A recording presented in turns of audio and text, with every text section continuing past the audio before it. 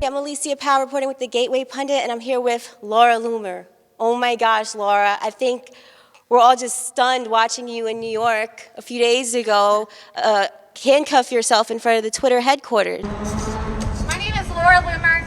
I'm a conservative investigative journalist, and today I'm here at Twitter in New York City to talk to you about social media censorship and the double standard that exists here at Twitter. What Jack Dorsey is doing with his egregious double standard by allowing for verified, hateful liberals and leftists and jihadis to spew their hate and violence on social media, while banning a Jewish conservative journalist like myself and millions of conservatives all across the country. He's trying to stifle speech in this country and ruin what makes this country the greatest country on the planet. And that's our First Amendment right, our right to free speech. Don't you think this is what more Americans need to do this to stop what's happening with censorship against conservatives? Yeah, I do think that more conservatives need to actually take a stand against social media censorship.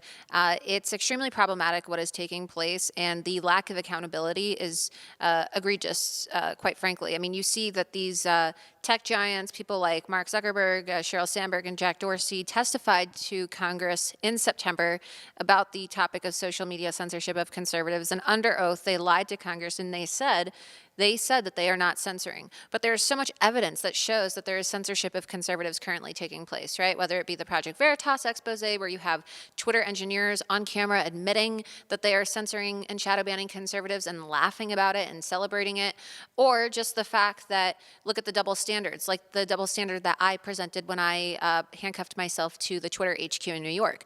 Why do I get banned for hate speech when I post facts about a Muslim congresswoman, but then Louis Farrakhan can literally call for Jews to be exterminated by calling them termites, right?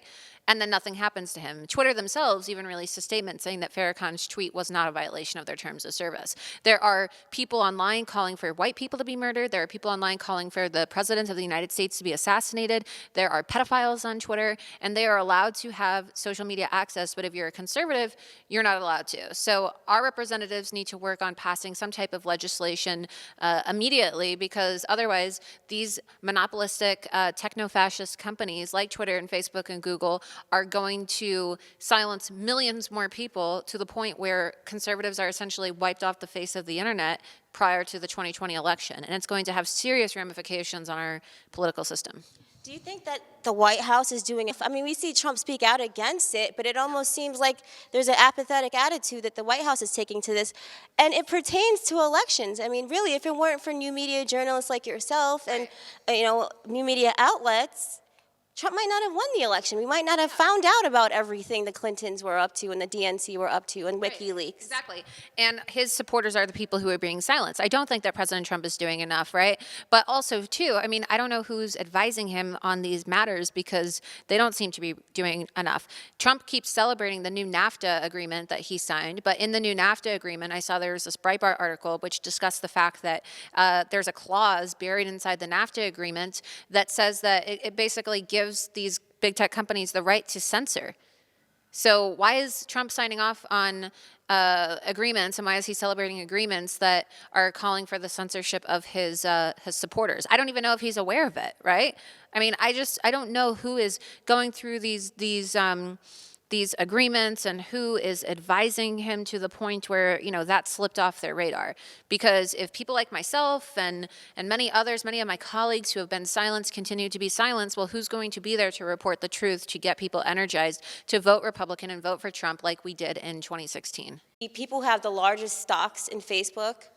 They're like Muslim. Twitter. Yeah. So Prince Al-Walid bin Talal, who of course Trump referred to as dopey Prince Al-Walid, who was recently arrested and jailed in Saudi Arabia on charges of corruption. He's the second largest shareholder of Twitter. He owns more Twitter shares than Jack Dorsey himself, who is the CEO of Twitter. So you have to ask yourself, why is it that we are allowing for individuals who believe in ideologies and systems that are completely oppositional and incompatible with the United States Constitution to have that much control, right? And it's no surprise that people who criticize Islam and post facts about Islam and Sharia, like I did, are getting banned and even jailed in some places of the world for posting facts on social media, because just look at the management from these companies. It's Muslim money. So what are you going to do next? Where are you going to, I mean, as far as your battle against the tech tyrants, and what's on, who are you going to ambush next? Yeah, some of these people are probably going to end up getting loomered, but look, the left is celebrating because they think that they've deplatformed me, right? But they have no idea. They think, oh, we're going to shut her down and this is going to be the end of it. No, they're just making me more powerful, right? I have more name recognition than ever now. My name was trending #1 for 8 hours above President Trump and Putin and the G20 and Mueller and, Russia. And look, I'm winning, right? These people think that they're going to stop me. This is far from over. And, there's going to be a mass exodus where people, especially conservatives, they're going to have enough someday. And there's going to be this mass exodus of people who leave. And eventually Twitter and Facebook are going to fade into irrelevancy just like MySpace did, right? So these things tend to happen in 10-year cycles. And I believe that something else will come about. And a lot of people are aware of this now, more so than ever. So that was my mission. I accomplished it. Millions of people all around the world now are aware of the double standard, and they're talking about the Stop the Bias campaign. So I do plan on continuing my fight against big tech. Laura, how did you get started on this path? I think in the last, year or two, we've just seen you do so much great work. And what inspired you to go down this path of politics, which is basically pretty brutal? Yes, so I actually began my career working for Project Veritas, where I was an undercover journalist, and then I went independent and wanted to have my own brand of journalism as well. And I just have a desire for the truth, and I want to empower people to hold officials accountable. And it's kind of snowballed, really, because with one of my first videos, like when I confronted Hillary Clinton at our book signing, of course, I saw how popular it was when people, they loved the videos and they loved what I do. And so I just decided to keep doing it and teaching others how to do it as well. And now it's what I'm known for, right? People getting loomered. So I plan on doing it, and I'm hoping that I'm able to, use my talents and use my platform to, create change and advocate for those who have been silenced. And they're not going to stop me. They thought I was dead a week ago when they banned me from Twitter. Then I came back trending #1, right? So they think that they're going to stop me and they're going to silence me, but I've got news from them. They have no idea what's coming their way. You're definitely courageous, and I think we all thank you for being a voice for the silent majority.